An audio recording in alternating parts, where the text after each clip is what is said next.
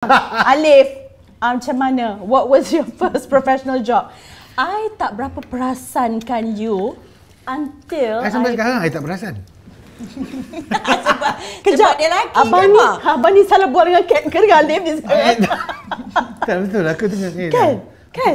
Alif ni dia berlakon cerita apa? Itulah, that was the Tapi thing. kan dah berlakon drama kan? And then, you know, I Drama, bumped into filem. him dekat an event tu Jangan abang. pandang belakang. Filem yang mana? Latest one is Jangan Pandang Belakang 2. Okey, belum tengok. Before that was with Abang Gas. Bulan dan Berat Hebat.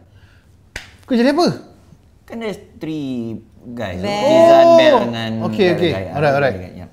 Abang boleh tahu, when I got a job to do with him, I macam, siapa nama dia?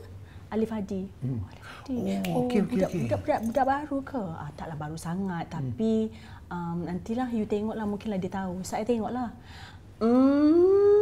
I know. Macam tu. I know tu maksud dia apa? Macam Mami I like ke?